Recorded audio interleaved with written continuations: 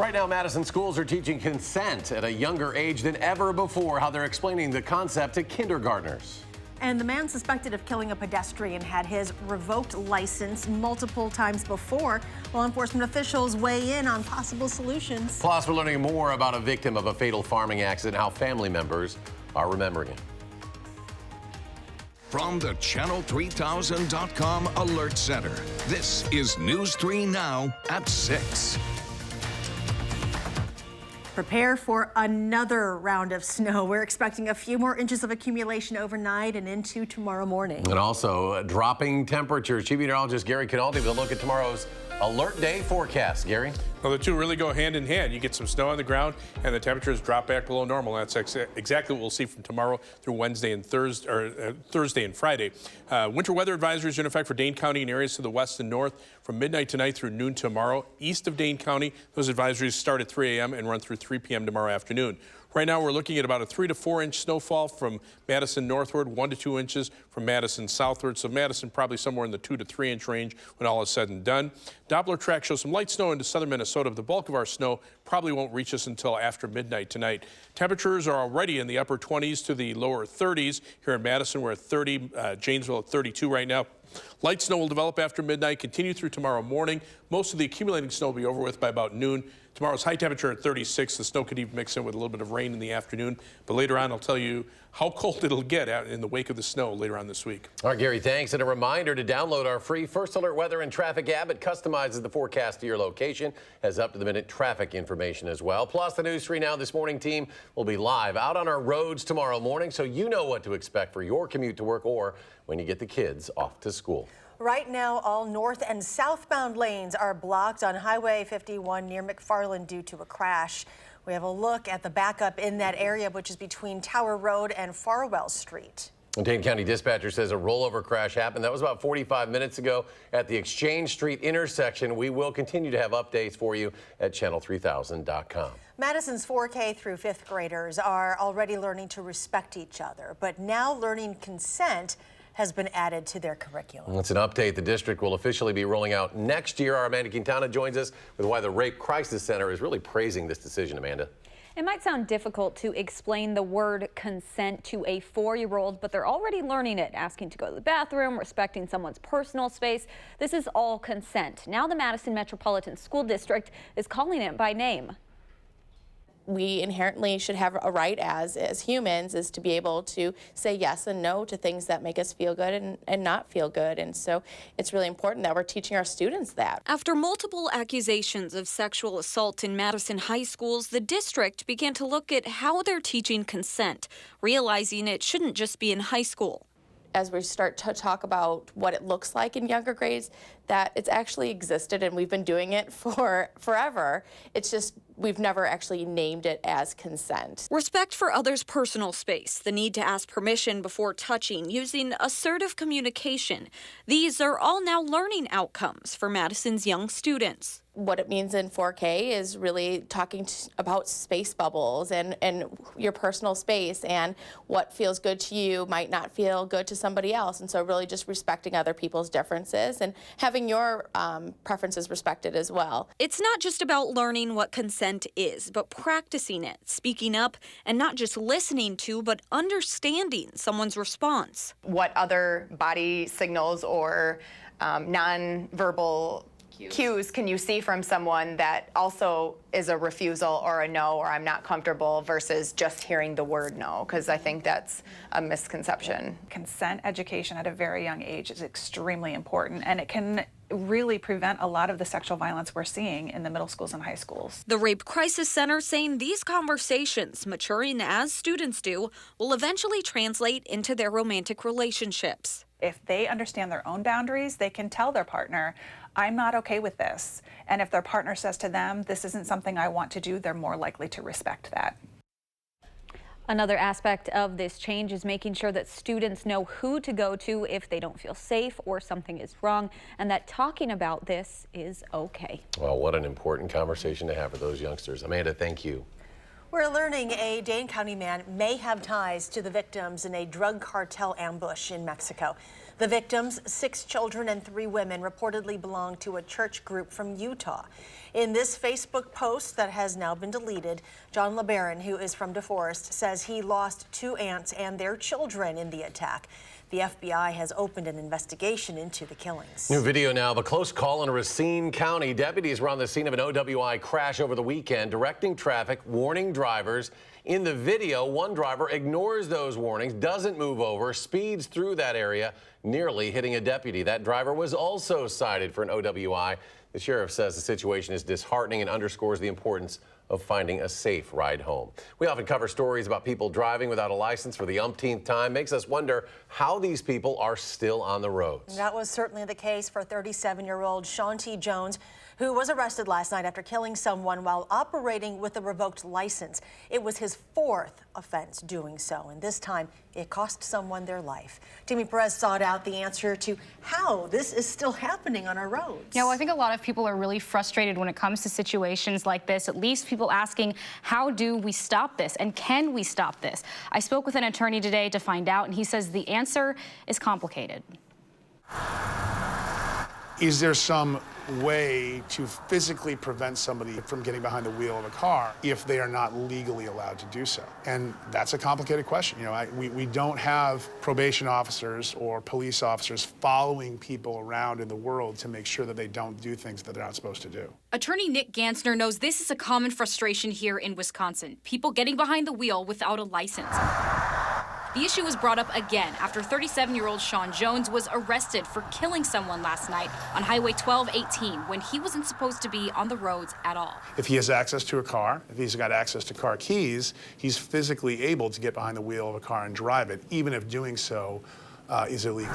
Some people wonder why it takes so many times and why in some cases it costs a life to put someone behind bars for something like this. A lot of that is a matter of prosecutorial discretion. When someone gets caught driving without a license, the penalty in Wisconsin is a fine between $50 to $200 for a first offense. If you kill someone while driving with a revoked license, the fine is up to $10,000 and up to 6 years in prison. But the amount of jail time someone gets really depends on who's coming up with the penalty and what the circumstances are surrounding each case. Does more punishment equal less crime?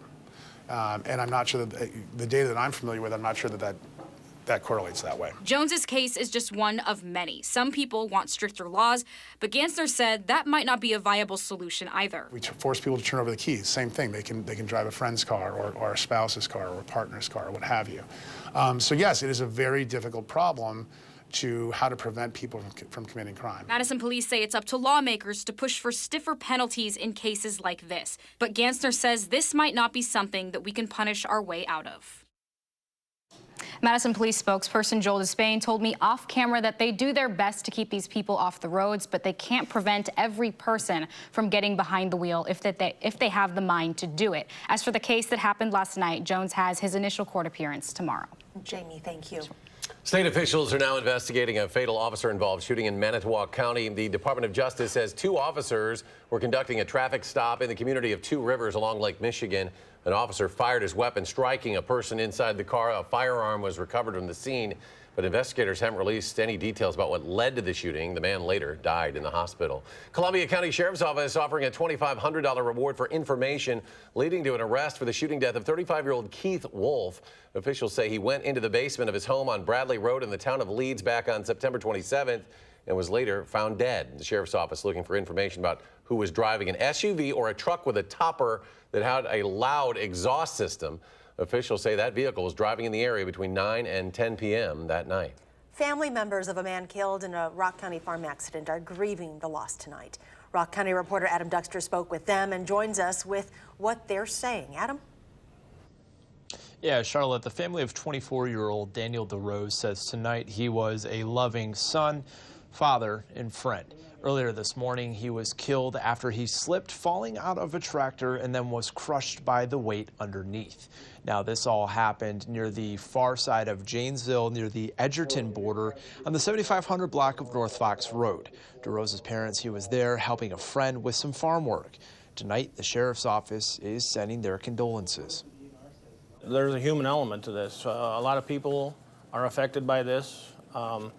Beyond the members of the sheriff's office. There's family members, there's friends, they're all affected by tragic accidents like this. DeRose's death is still under investigation. However, Captain Mark Thompson told me he does not suspect foul play at this time. Tonight, the DeRose family is saying thank you for all of the support they've gotten so far today. Adam Duxter reporting live. Adam, thank you. Governor Tony Evers, cabinet nominee for the state ag department, is out of a job tonight. The state Senate voted along party lines to reject the confirmation of Brad Pfaff, effectively firing the governor's pick to lead the Department of Ag, Trade, and Consumer Protection. This is the first rejection of a Wisconsin governor's cabinet pick in at least 30 years, if ever. There were a few hours of debate before the vote, a process Senate Majority Leader Scott Fitzgerald says the chamber will follow for other cabinet picks. And we're going to do this with every other nominee that Governor Evers puts before us. And some are going to go through, and I don't know if the rest of them are going to make it. They're the best people for the job, and to think that they're going to have to keep their mouth shut for the next, who knows, 4 years in order to get approved by this Senate, that is just absolute bull. The governor says he doesn't yet know who will be the next DATCP secretary. Wisconsin had the second largest drug take-back day collection in the entire country. Attorney General Josh Kaul says last month the state had a total collection of more than 60,000 pounds. Statewide, 280 law enforcement agencies hosted collections. Next at 6, safety improvements are on the way for a busy Fitchburg highway. Plus, Dane County is adding more nonstop flights. Where they're going and when they'll be available. Stay with us.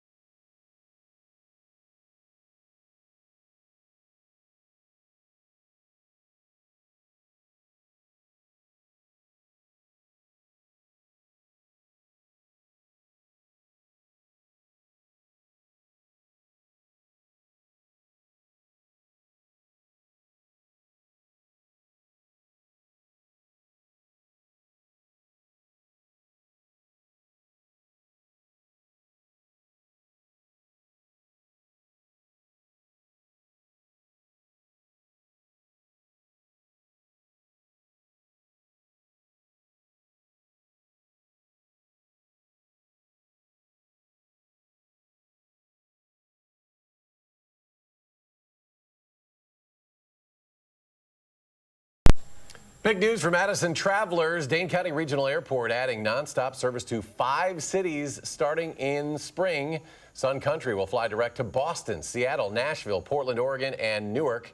It's the largest expansion of nonstop service in the airport's history. For now, those flights are seasonal. The city of Fitchburg and Dane County are partnering to increase safety at 2 intersections. New traffic signals will be installed where the Capital City Trail crosses Highway MM at McCoy Road. Another set of signals will go at the MM Lacey Road intersection. They'll make it easier for bicyclists, pedestrians, and drivers to safely cross the busy intersections. The city anticipates those signals at McCoy Road will be in operation by Halloween next year. The Lacey Road signals should be ready by August 1st. A handful of Wisconsin companies are finalists for the Good Food Awards. That's a national competition to find the best crafters who also prioritize social and environmental excellence.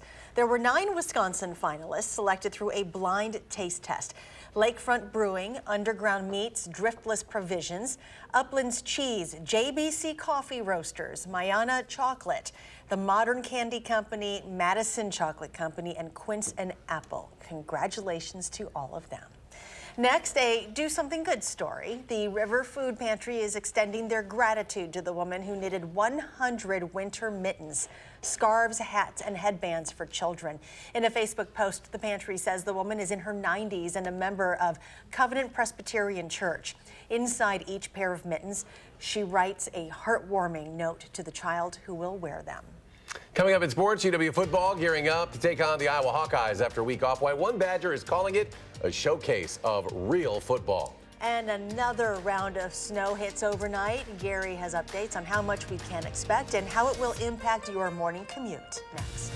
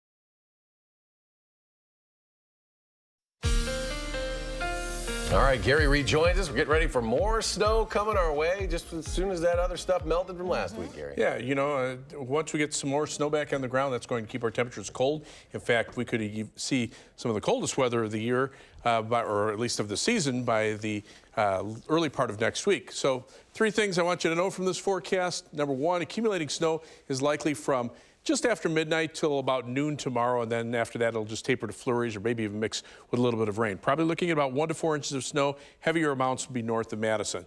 Then that's followed by unseasonably cold weather for Thursday and Friday. High temperatures only in the upper 20s when the average high temperature should be in the upper 40s. So 20 degrees below normal, that's pretty significant for this time of year.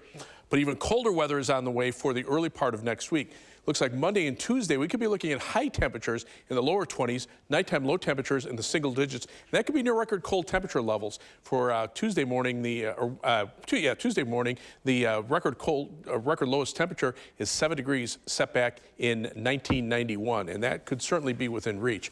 We have an alert day in the forecast for tomorrow for 1 to 4 inches of snow, heaviest amounts north of Madison. Most of that will be during the morning hours, and that will certainly impact the morning commute. commute, but there could be some slippery roads into the afternoon. About 3 to 4 inches of snow north of Madison, and then that tapers off once you get north of our viewing area into central and northern Wisconsin. The southern part of the state, closer to the Illinois state line, probably only about an inch or two of accumulation. Winter weather advisories are in effect from midnight tonight through noon tomorrow for Dane County and areas to the west and north. East of Dane County, including Dodge and Jefferson counties, that advisory runs from 3 a.m. tomorrow morning until 3 p.m. tomorrow afternoon. Right now, some light snow pushing into southeastern Minnesota.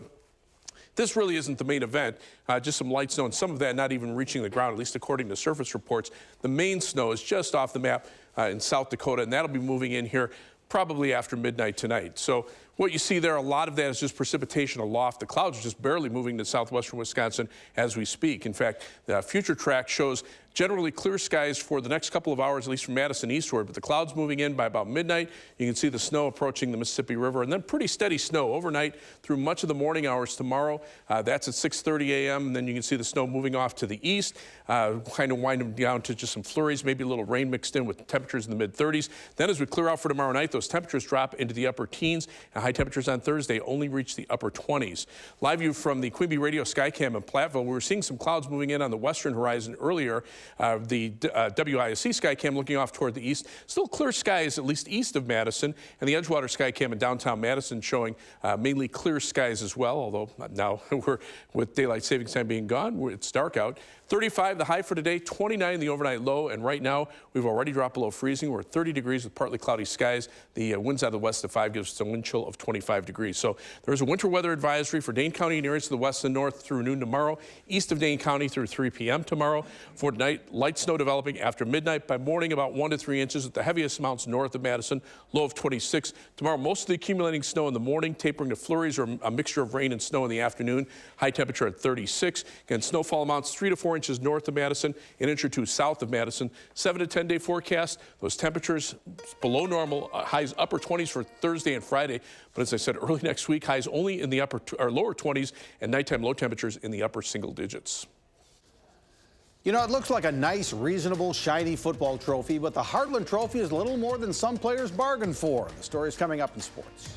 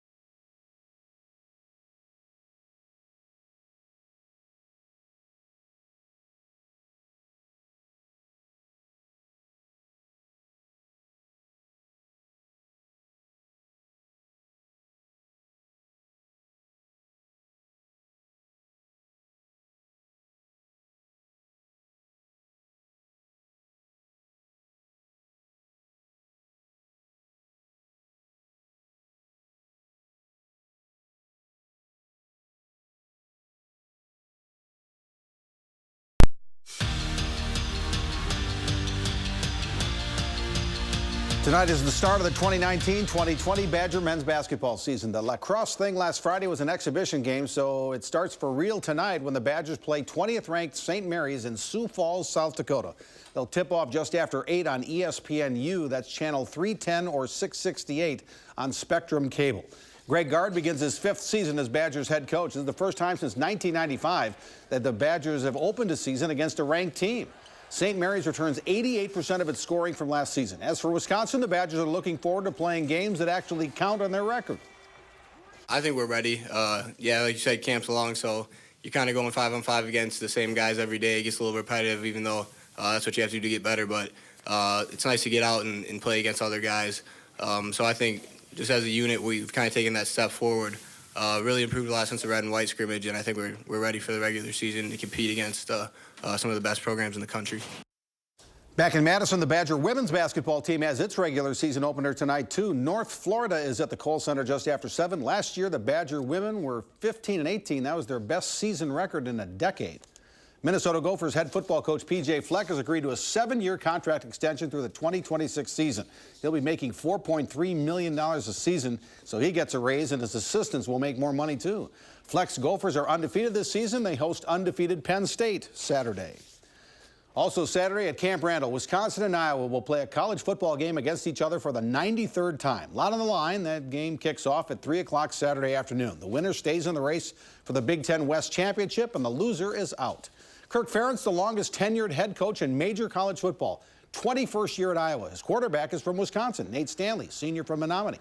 When you play Iowa, you know what you're going to get. When you play Wisconsin, you know what you're going to get, too. Badger linebacker Chris Orr says when the Hawkeyes play the Badgers, sit back and enjoy it. You know, if you want to see actual real football, you know, you're going to watch this game. You're going to see people line up and play with good technique. It's going to be a field position battle, defensive battle, who can make the crucial stop, who can pin somebody deep on punt or whatever the case is. You know, this is what real football looks like. So it's definitely fun.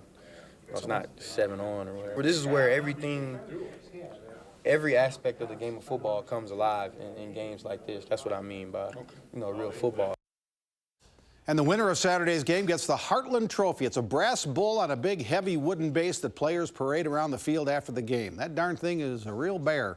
The Heartland Trophy weighs 72 pounds, so it's definitely handled with care.